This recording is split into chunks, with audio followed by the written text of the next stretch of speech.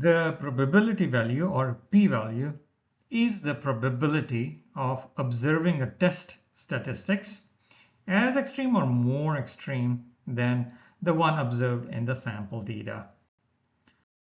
Let's run a test in SAS, and once we have the p-value in front of us, we will try to learn the calculations of p-values right from the results. Go to Task and Utilities. Under Task, under Statistics, double click on t-test again, and let's use any of these hard data sets, maybe the original one, and we'll use two sample t-test again. Analysis variable, it again be age at which chronic heart disease was diagnosed, for males and females separately, so the grouping variable is sex. In Options tab, I am going to have some additional plots, maybe confidence interval plot and Wilcoxon box plot, and I will run the test. Okay, so the results are out, and as we saw previously, the the males were diagnosed at age, or it can be interpreted the other way. The females were diagnosed 4 years later than the males with chronic heart disease. And we see the p-value here. It is way less than 0.05. In fact, it is even less than 0.001, which indicates that there is a statistically significant difference in the age at which chronic heart disease was diagnosed in females versus that of males.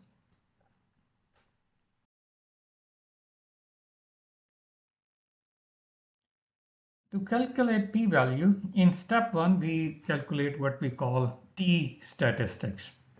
The formula is very simple. You just take your observed difference, which was 4 years in our example, and divide it by the standard errors. So that will change the value from years or millimeters of mercury or whatever the difference was into standard errors. And that will give us the value how different it is from the neutral value 0 in terms of standard errors. It is very similar to the calculation that we did for the z-score previously. So let's calculate the t-statistics for these results. T-statistics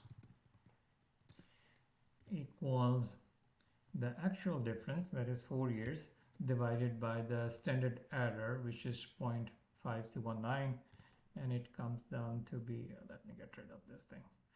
Okay, it comes down to be 7.8, almost 8. So we already know that. So what it means is that this difference 4 is in fact 8 standard errors from the neutral value, that is 0. And we already know that if a value is 2 standard deviations or standard errors away, it has less than 5% chance of happening, right? So this difference of 4 years in terms of standard errors have obviously is bigger than 2 standard errors. So we already know that there's less than 5% chance of getting this 4 years difference just by chance, meaning that even if we keep repeating this test again and again, there is less than 5% chance that this much of a difference we will ever found.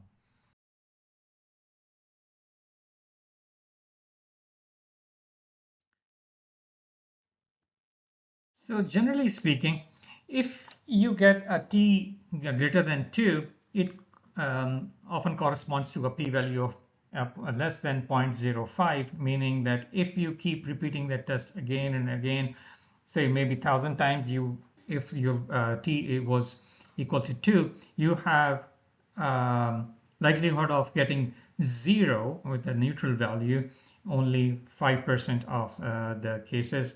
For example, if you keep repeating the Framingham Heart Study with say 1,000 with the same number of people, 5,209, and we repeat that test say 1,000 times, and out of 1,000 times with this number of people, we will get 0 difference in only 50. Rest of 950 times we will get a difference more than 0.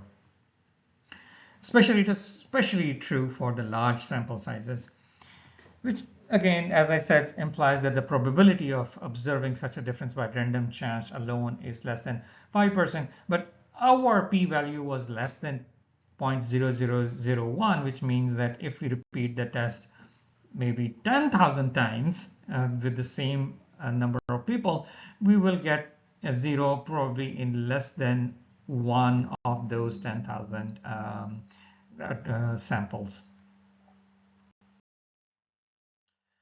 To find the exact p-value corresponding to your t-statistics, you need to also factor in the degrees of freedom along with the t-statistics. Nowadays, of course, we use statistical softwares or calculators for precise measurements, but historically we used to use t-distribution tables for approximate p-values. In here, I'm using one of the t distribution calculator available online at datatab.net. And as you can see, if the t-value is 2 and degrees of freedom 60, meaning that we have at least, say, 30 individuals in each of our samples, 31 to be precise, because we will be subtracting 1 from each of these samples. So if we have 31 males and 31 females, we will have a degrees of freedom 60 in total. And if we have that number of individuals in a sample, the p-value is precisely 0.05 at 2. Okay, so if we have something like, say, 7.8 that we got just now, we already see that the p-value is way less than way less than 0.05, which is almost equal to 0. And to be even more precise, we had something like probably around 1,500 individuals who were diagnosed with chronic heart disease, and in that case we see that our calculations is very precise, and that's why we get the result less than 0.0001. That means that the probability of getting this much of a difference, 4 years of a difference just by chance, is less than 0.0001. Okay, so this is highly statistically significant difference between males and females when it comes to the age at which the chronic heart disease is diagnosed.